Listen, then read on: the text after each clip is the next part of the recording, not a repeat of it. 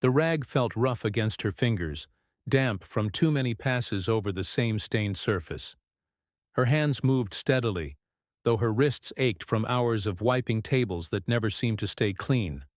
A faint tremble ran through her breath, caught beneath the surface like a bird, fluttering against the bars of its cage, but she kept it trapped inside.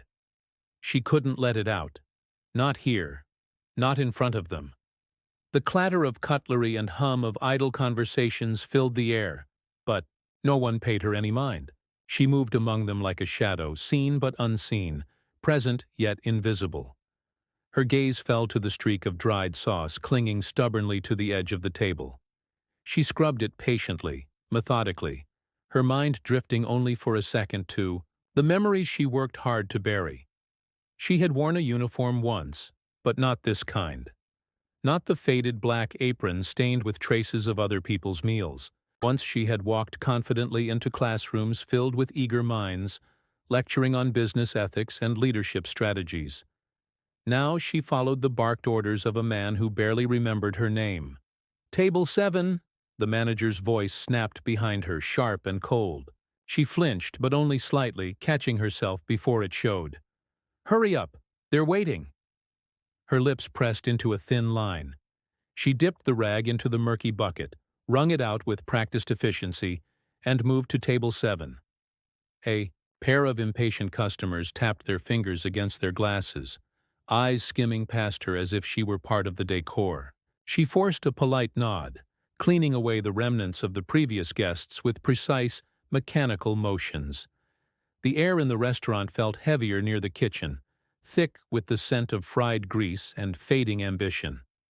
Her throat tightened, but she swallowed it down like she had every day before. Dignity. She clung to it silently, even as her knees protested from the long hours, even as her pride bruised under the weight of unnoticed labor. A coworker brushed past her, muttering, under her breath, "Move faster. He's watching." She didn't respond. She never did. Words felt like luxuries she couldn't afford. Instead, she let her actions speak. Quiet, disciplined, reliable. She finished wiping the table and straightened the salt and pepper shakers, with a precision that once served her in boardroom presentations. Her movements were not the hurried flurry of someone desperate to be done. They were deliberate, measured, as though each task still held meaning beyond its surface simplicity. She could feel the manager's eyes on her back, always watching, always judging. But she refused to give him the satisfaction of seeing her break. Beneath her calm exterior, her mind was a storm of thoughts, unfinished dreams, what-ifs that refused to fade, potential left to wither in the corners of this dining room. She had plans once. She had ambitions that stretched beyond these four walls. But life, unpredictable and cruel, had rerouted her path into this small, suffocating space. A customer at the next table struggled to steady her toddler, who knocked over a glass of water with a careless swing of tiny hands. The liquid spread across the tablecloth, dripping onto the floor. The mother's face flushed with embarrassment as she scrambled to control the mess, murmuring apologies. Without waiting for a command, she stepped forward. "It's all right," she said softly, her voice even and calm. She fetched a fresh cloth, mopped up the spill swiftly, and offered the woman a reassuring nod. Their eyes met briefly. Just a flicker of connection in an otherwise indifferent room. Gratitude, unspoken but deeply felt, passed between them before the mother turned her attention back to calming her child. As she returned to her bucket, her chest ached not from exhaustion, but from the reminder of her own quiet humanity. She wasn't just a server, just a cleaner, just another shadow in the background of someone else's life. Beneath the surface of daily routines and silent endurance, she carried the weight of her history and the ember of her hopes. They hadn't extinguished, not entirely, not yet. Her day might have continued in that quiet rhythm of labor and endurance, if not for the sharp crack of the manager's voice slicing through the hum of conversation. "What's taking so long with table 3? He barked, loud enough for heads to turn. His tone was drenched in mockery, eyes narrowing as he stepped closer. "Even a child could wipe a table faster than you." Heat crawled up her neck, but she kept her head down, her hands steady. Humiliation tightened around her like a rope, but she refused to let it strangle her spirit. She offered no reply, only moved to the table in question, and worked with the same measured patience she had carried through every corner of this job. "Pathetic!" the manager sneered under his breath, but loud enough to wound. His smirk deepened as he caught the amused glances of a few customers nearby, one of whom chuckled, shaking his head as if she were nothing more than an awkward sideshow. Beside her, a coworker snorted. Clara, a woman whose bitterness had long since curdled into open disdain. "Maybe if you'd stop daydreaming you'd keep up," Clara muttered, brushing past with a tray of empty glasses that rattled with sharp purpose. She always seemed to find pleasure in these moments, as though the manager's cruelty were her own victory. The regulars barely noticed the exchange. The businessman in the corner, always buried in his phone, waved her off impatiently when she came to clear his plate. His eyes never lifted, his attention entirely consumed by glowing screens and unread emails. She wondered if he'd even recognize her outside these walls, or if she'd simply vanish the moment she stepped away from his table. But as she turned, a subtle shift in the air caught her attention. A presence unfamiliar, yet somehow weighty. Across the room, near the window where sunlight streaked through dusty glass, sat a figure she hadn't noticed before. His suit was sharp, his gaze unreadable. Unlike the others, he wasn't lost in conversation or distraction. He watched her, steady and quiet, as though her every movement held significance. She forced herself not to falter under the weight of his gaze, returning to her work with careful resolve. The staff lounge offered no relief when she finally stepped in to catch her breath. Conversations buzzed around her like static, fraught with frustration and quiet resentment. "3 more doubles this week," a young busboy groaned, slumping against the wall. "They're running us ragged, and for what?" "For pennies," Clara replied, her voice sharp with disdain. "And her," she jerked her chin toward the main room, "taking twice as long as the rest of us isn't helping." "It's not her fault," the busboy offered weakly, but the words fell flat against Clara's bitterness. She said nothing. She never did. Words wouldn't change minds here. Instead, she let silence be her shield, though inside, her heart pounded with frustration. She had studied restaurant management once, had dreamed of crafting a place of her own, one where staff were respected, where customers were treated as guests, not burdens. She had memorized layouts, calculated budgets, imagined menus filled, with dishes carrying her personal touch. But life had a cruel way of closing doors faster than they could be opened. Her father's illness had drained their savings. The promising job offer rescinded when the company folded. Each setback had been like a stone placed upon her shoulders until the weight forced her into roles she'd never imagined for herself. Yet, through it all, she had clung to a thread of hope, frayed though it was. As she returned to the floor, she caught sight of the man by the window once more. He remained motionless, his attention unwavering. A flicker of something old and almost forgotten sparked in her chest. Curiosity, maybe, or the stubborn ember of ambition refusing to die out. "Focus," the manager snapped, shattering her momentary lapse. He loomed over her, his expression carved from disdain. "Clean table 6 properly this time. We're not running a charity." Her jaw tightened, but she obeyed without reply. The rag slid over the surface, clearing crumbs and smudges that felt insignificant compared to the grime of condescension coating the air. Each swipe of her hand felt like a silent vow. Not today, maybe not tomorrow, but someday she would rise beyond this. The chatter of customers ebbed and flowed around her, a backdrop to the storm building quietly in her chest. She overheard snatches of conversation, complaints about service, jokes at the staff's expense, careless remarks that chipped away at dignity. Still, she moved with purpose, her posture straightening not from pride, but from defiance against the weight pressing down on her.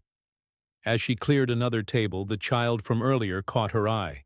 He waved shyly, a small gesture of recognition in a sea of disregard. She allowed herself a brief, genuine smile, a spark of humanity in a place determined to snuff it out. Her resolve crystallized in that moment. She was more than they saw, more than the role she played here. Beneath the uniform, beneath the layers of fatigue and forced compliance, burned a quiet determination. No humiliation could extinguish it. No mockery could erase it. Without faltering, she moved to the next task, each step forward fueled by an inner fire that refused to die. The man by the window watched still, his eyes sharp with quiet interest, as if he too sensed the storm gathering within her. The first whisper came not from the manager, nor from the daily grind of staff chatter, but from Clara, whose bitter tone sharpened with urgency. "Did you hear?" she hissed, barely keeping her voice down as she crossed behind her with a loaded tray. "They're selling the place." The words struck like a cold wind against her spine, but she kept her movements steady, collecting empty glasses from a table with practiced care. She didn't look up, didn't react outwardly, though inside, her thoughts surged awake, snapping at the edges of her tired composure. Clara scoffed at her silence. "Of course you didn't," she sneered. "Too busy polishing forks to notice the ship is sinking." The news spread quickly after that, seeping into every corner of the restaurant. Conversations among staff shifted from routine complaints to sharp, anxious speculation. The manager, usually so full of swaggering authority, paced by the kitchen entrance, tapping his fingers against his thigh in a restless rhythm. His usual bark had dulled into muttered concerns, eyes darting toward the front of house like he expected the walls to close in. She listened, quietly absorbing every fragment of gossip floating through the air. Sale, financial trouble, management looking for an exit before things got worse. Her mind began piecing together a puzzle she hadn't realized she'd been building all along. The man by the window remained in place, still observing, though now his attention flicked between her and the uneasy staff. His posture, relaxed but intentional, betrayed familiarity with situations like this. He wasn't just a customer. He never had been. As she cleared the table nearest him, she caught a clearer look at the paper resting beside his untouched coffee. Financial reports. Profit and loss statements bearing the restaurant's name. Her breath caught for a fraction of a second, then steadied as she resumed her task. She had seen enough balance sheets in her past life to recognize trouble when it stared her in the face. The manager's voice finally broke through the rising tension. "Back to work," he snapped, a little too loudly, a little too desperately. His eyes avoided hers, as if her calm presence unnerved him amidst the growing chaos. She moved to the supply counter, her hands working automatically while her mind raced ahead. Memories surfaced unbidden. Long nights studying cash flow analysis, lectures on crisis management, seminars about turning failing businesses into thriving ventures. She had once been a rising star in her hospitality program, praised for her strategic thinking and sharp instincts.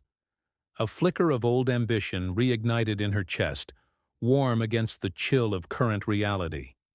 During a short break, she found herself near the back exit where the delivery drivers lingered. There, leaning against the brick wall with a cigarette perched between his fingers, stood Jerome, a former acquaintance from her days of networking events and industry mixers. His uniform, faded and wrinkled, couldn't hide the familiarity in his features. "You heard about the sale?" he asked without preamble, exhaling a plume of smoke into the evening air. She nodded once, steady. "I heard."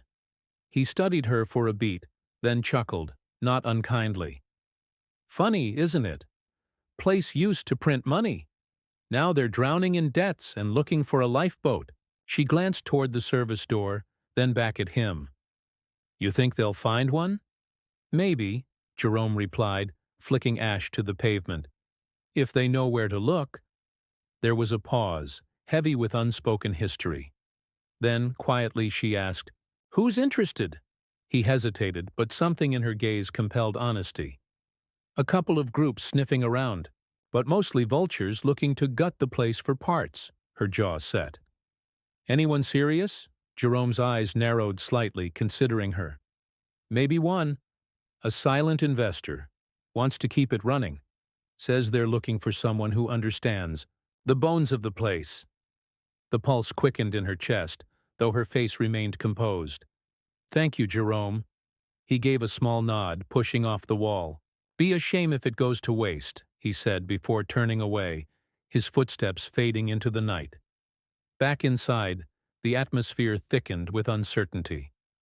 Orders were still called out, dishes still carried to tables, but every action felt hollow, mechanical. She moved through the space with a quiet resolve growing in her chest. This wasn't just a place of work anymore. It was a battlefield, an opportunity disguised as collapse.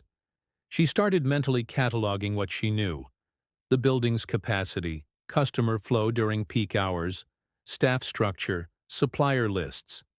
Details that had seemed like background noise before now took on sharp clarity. Later that evening, when her shift ended and the last customers filtered out, she lingered longer than usual. The man by the window stood at last, gathering his papers. Their eyes met, briefly, but not by accident. "Good night," she offered, her tone measured. "Not yet," he replied softly, his gaze steady. Then he left without further word. Her heart thudded in her chest, not from fear, but from the quiet roar of possibilities unfurling inside her. Without hesitation, she retrieved her old notebook. From her bag, its pages still filled with her careful scribbles and long-abandoned plans. Her fingers traced the familiar outlines of business models and strategies. This was no longer hypothetical. The time for daydreaming had passed. Determination settled in her bones, solid and unshakable. She began making calls, sending messages, reaching out to contacts who might still remember her. People who might still believe in her capabilities. If there was even a sliver of a chance, she would chase it. As she scribbled notes under the dim kitchen light, the contrast between how others saw her and who she truly was never felt clearer. They saw a cleaner, a quiet worker lost in routine. But beneath the surface, she was already moving pieces on the board, positioning herself for the move that could change everything. The morning after the rumors became fact, tension hung in the air so thick it seemed to press against every breath. Conversations among the staff had shifted from complaints to quiet panic. Whispers filled the corners of the kitchen and floated between tables like drifting smoke. Layoffs, downsizing, closure, fear etched itself across familiar faces, their usual weariness now sharpened by uncertainty. The manager's swagger had dissolved entirely.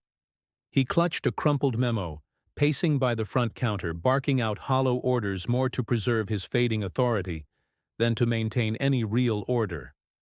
His eyes darted toward the entrance each time the door chimed, as if salvation or doom might step through at any moment. It wasn't long before it did. Two suited figures entered the restaurant, their presence casting a hush over the room. One was the man from the window, his sharp gaze sweeping across the space with quiet command. Beside him walked a stern-faced woman carrying a tablet, her every step purposeful. They represented the potential investors, the decision-makers who held the fate of the restaurant in their hands. The manager rushed to greet them, his voice sticky with forced cheer. "Welcome, welcome," he stammered, motioning toward a cleared table. "I've been expecting you." But they barely spared him a glance. Instead, their attention shifted, unmistakably, to her. She stood by the service station, a cloth in hand, watching them with steady eyes. There was no fear in her expression, only a quiet readiness. Without waiting for permission, she stepped forward. "Before you discuss numbers and closures," she began, her voice even but carrying through the silence, "there's something you should hear." The manager's face twisted in surprise. then outrage. "This isn't your place to speak," he snapped, his voice sharp. "Go back to your duties." But they didn't dismiss her. Instead, the man from the window, clearly more than an observer, gestured for her to continue. She met his gaze without flinching. "I've worked this floor every day. I know the customers, the flow of service, the strengths and failures in our operations. I understand not just what this place looks like from above, but what keeps it alive at ground level," the manager scoffed, loudly, but the investor's interest deepened. The woman with the tablet tapped the screen, her attention fully on her now. "Go on," the man said simply. Her heart thudded in her chest, nerves threading through her resolve, but she pressed forward.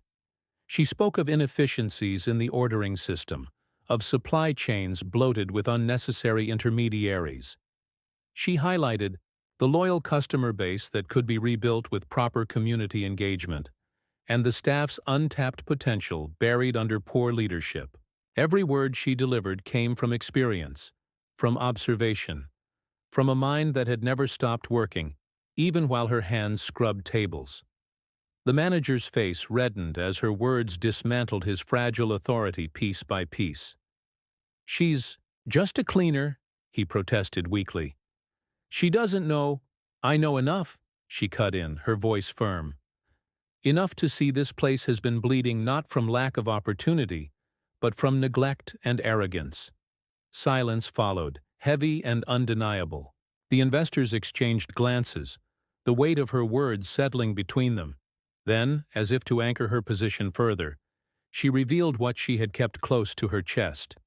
From her bag, she produced a neatly folded document, proof of her secured backing through a community investment program aimed at revitalizing local businesses. It wasn't a full rescue, but it was enough to prove her seriousness, her preparation, her quiet perseverance. Their eyes scanned the papers, brows lifting with surprise and, unmistakably, respect. "You've done your homework," the woman with the tablet remarked, her tone no longer distant. "I've lived it," she replied simply. Emotions swirled beneath her steady exterior. Pride in her knowledge, nerves tight beneath her ribs, and a fierce sense of vindication blooming with every breath.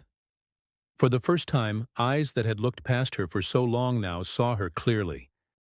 Jerome, standing at the delivery entrance, caught her gaze and offered the barest nod of quiet encouragement. Even Clara, who had often met her with disdain, now watched with something closer to reluctant awe. The shift in the room was palpable. Where once she had been invisible, now she was undeniable. The manager tried to recover, blustering about loyalty and experience, but his words rang hollow. The man from the window raised a hand, silencing him with quiet finality. "We've heard enough," he said, his gaze never leaving her. A breath she hadn't realized she was holding slipped free. But there was no triumph in her expression, only a steady flame of determination. She had not come this far for pride alone. This was about more than personal victory. It was about seizing the future that had long been denied her. They asked her questions then, serious ones, about projections and community outreach, about staffing plans and renovation possibilities. She answered each with clarity and depth, her confidence growing with every exchange. The balance of power had shifted, unmistakably and irrevocably, and for the first time, she stood at the center of it, not as a bystander to her own life, but as the architect of what was to come. The official announcement came quietly, not with fanfare, not with flashing lights, but with a simple line in an email pinned to the staff bulletin board. New ownership effective immediately. Details forthcoming. She stood there for a moment, eyes on the words, feeling the weight of them settle deep into her chest. They felt heavier than she'd imagined, not like a burden, but like a long-lost piece of herself sliding back into place. Around her the room held its breath. The familiar faces she'd worked beside day after day, some sympathetic, some once dismissive, looked at her differently now. Where there had once been casual disregard, there was now curiosity. maybe even quiet respect. She could feel their questions without them speaking, could feel their cautious hope flickering beneath layers of exhaustion. The manager, who had spent months towering over her with smug commands, approached stiffly. His eyes didn't meet hers at first. He cleared his throat, the sound rough against the fragile silence. "Congratulations," he said, the words sticking like grit in his mouth. "Didn't see that coming." She met his gaze directly, steady and unflinching. "Neither did I," she replied, not as a jab but as a simple truth. There was no triumph in her tone, only clarity. He shifted awkwardly, uncertain whether to linger or leave, then retreated to the corner of the room, suddenly smaller than she'd ever seen him. Her eyes moved across the staff, catching the subtle shifts in posture, the way shoulders straightened, heads tilted. Even Clara, who had once dripped with disdain, now stood with her arms crossed more out of habit than hostility. Jerome, leaning against the doorframe with his usual quiet presence, offered her a faint, knowing smile. Gathering herself, she stepped forward to address them, her voice carrying not the sharpness of authority, but the warmth of shared experience. "I know this is unexpected," she began, her gaze sweeping the room. "For you. For me." She paused, letting the moment settle between them before continuing. "But I've walked beside you through every shift, every rush, every late night spent, picking up the pieces. I've seen the cracks in this place, and I've felt the weight of them just like you. There was no need to embellish, no need to posture. They had all lived the same grind, breathed the same weary air. Her honesty was the bridge they needed. This is not going to be easy," she admitted. "We have work to do, real work, but I know what this place can be. Not because I read it in a report, but because I've been on the floor, because I've seen the potential in every one of you." A murmur rippled through the group, a mixture of surprise and quiet encouragement.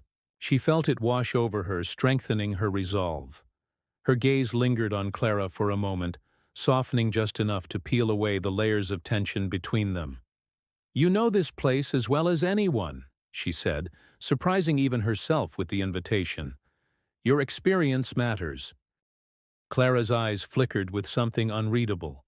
Pride, or maybe the first fragile bud of belief, and she gave a small, almost imperceptible nod. Turning, she let her eyes travel across the space, seeing it now not as a battleground of survival, but as a foundation for growth. She imagined brighter lights, fuller tables, laughter that wasn't forced or weary. She imagined dignity restored, not just for herself, but for everyone who had carried the weight of being unseen. Her footsteps led her to the table by the window, the same one she had scrubbed countless times with aching hands and quiet resolve. She reached out, steady fingers curling around its edge, and repositioned it slightly, aligning it with care. It was a small act, almost insignificant in the grand scheme of things, but to her it felt monumental, a symbol of everything that had brought her to this moment. The staff watched her, not as a cleaner, not as a background figure, but as their leader. "We start fresh," she said, her voice carrying quiet power. "We build something worthy of the hours we've given, the sacrifices we've made." Together, Jerome's voice rose from the back, steady and sure. "With you at the helm, maybe we finally have a shot." A ripple of agreement followed, soft but sincere. Faces that had once been closed off now showed glimpses of cautious optimism. They were not yet celebrating, not yet fully convinced, but they were leaning in, listening, hoping. She felt pride swell in her chest, not the sharp, boastful, kind, but the deep, abiding pride of someone who had clawed her way through doubt and dismissal to stand firmly on her own ground. Gratitude followed, folding itself around her ribs like a second skin. Gratitude for the struggle, for the unseen lessons hidden in every hardship, for the stubborn ember that had refused to die. As the day unfolded, she moved through the restaurant, not as a worker scrambling to keep pace, but as a visionary shaping the future. She spoke with suppliers about better terms, consulted with staff about shift improvements, sketched plans for community nights and partnerships with local farms. Every step was deliberate, every decision a stone laid in the foundation of something new. And when evening fell, casting warm light across the space that now felt undeniably hers, she stood at the center of it all, a steady force in the midst of quiet transformation. This was not a fairy tale ending, not a moment of final victory. It was the beginning of something real, something earned, something built from the ground up by hands that had once been dismissed as nothing more than tools for wiping tables. She belonged here, not because anyone gave her permission, but because she had claimed it, step by determined step. And as the door chimed once more and customers trickled in, unaware of the quiet revolution unfolding within these walls, she welcomed them with a steady heart and a vision burning bright behind her eyes.